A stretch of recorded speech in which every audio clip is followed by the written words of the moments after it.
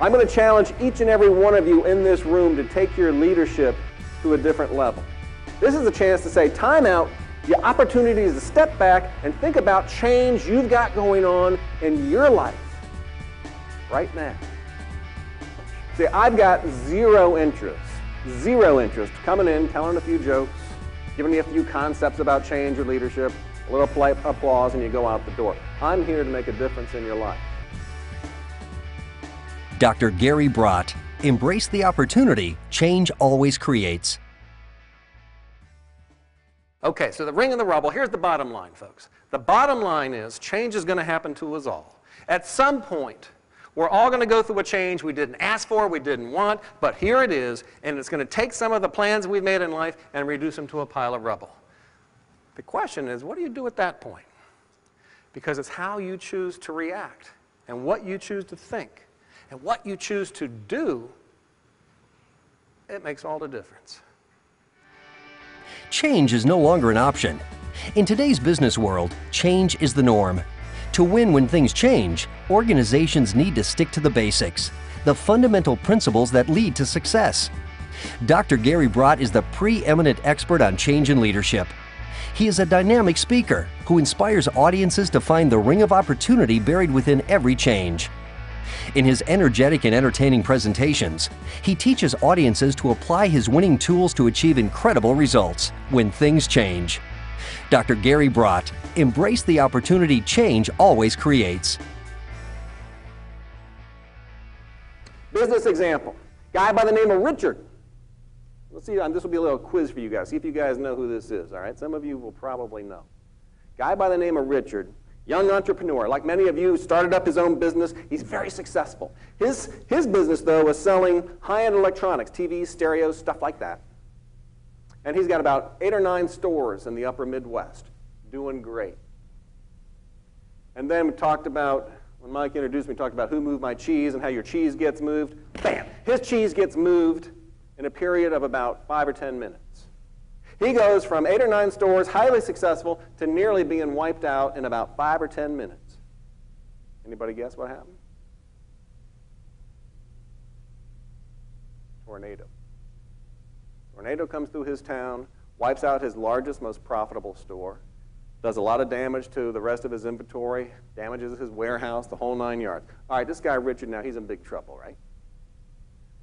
I'm telling you, winners, when those kinds of things happen, they put very little energy into, oh, no, poor me, this isn't right, it's not fair, I built up my business, and oh, the insurance companies. They immediately start thinking, where's the opportunity? Richard pulled his people together. He said, folks, we got a tremendous opportunity here we never had before. They're like, what are you, nuts? What's our opportunity? Richard goes, we can have a tornado sale. They go, what's a tornado sale, Richard? He said, a tornado sale is we take all of our damaged inventory, we fix it up as best we can, we discount it because it's somewhat damaged from the tornado, we open up our warehouses, we let people walk through our warehouses, we make it safe, but we let them pick some of the damaged but discounted inventory off the shelves. He goes, we could never do this before, but the tornado has afforded us this opportunity. Leading change also means you take risks. This was a risk to have this kind of sale, so he took his entire advertising budget for the rest of the year and put it into tornado sale, plastered all over town. Okay, the day of the sale comes. He looks out in his parking lot. What do you think he sees? I always have a few pessimists I've had, and they yell out, rain.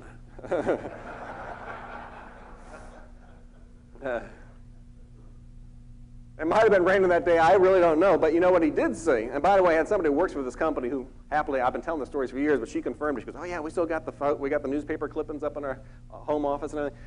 What he saw was a long line of cars. His parking lot was packed. He had a better response to this sale than he ever had before. Richard's no dummy businessman. He goes, well, gee, why? Why is this so successful?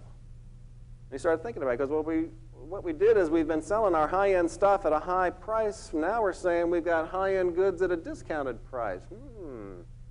Maybe we've been successful.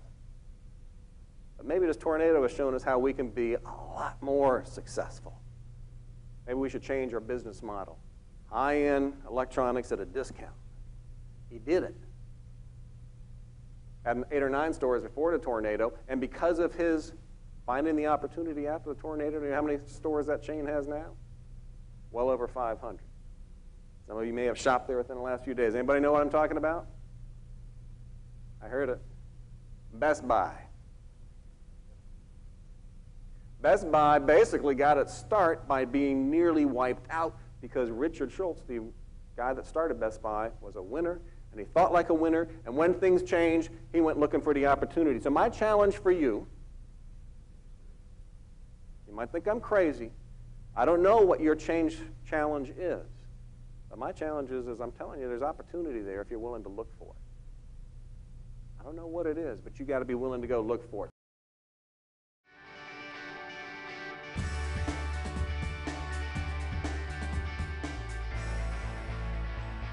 For years, Spencer Johnson, MD, endorsed Dr. Gary Bradt as the leading speaker and interpreter of his landmark business bestseller, Who Moved My Cheese?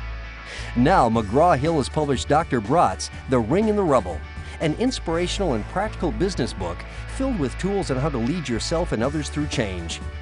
Dr. Bradt has presented to hundreds of organizations around the world, using real-world case studies and powerful concrete ideas with immediate take-home value. Dr. Gary Bradt, embrace the opportunity change always creates. This chair right here is the chair of resentment and regret and frustration and anger about the past.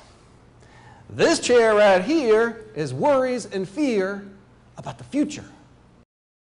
Or maybe some of the people working with you, or maybe you, look like this on a daily basis.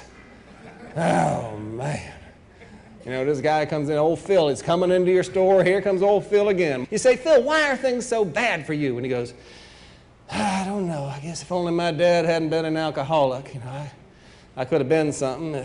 Started off in a pretty good mood today, but if only I hadn't run into that traffic jam, the traffic just got me in such a bad frame of mind. You go, well, Phil, there's bad traffic around here every day. Have you noticed that? And no, Phil doesn't notice that because Phil is very good at tying into anything that has happened to him in the past that he didn't like or that hurt him.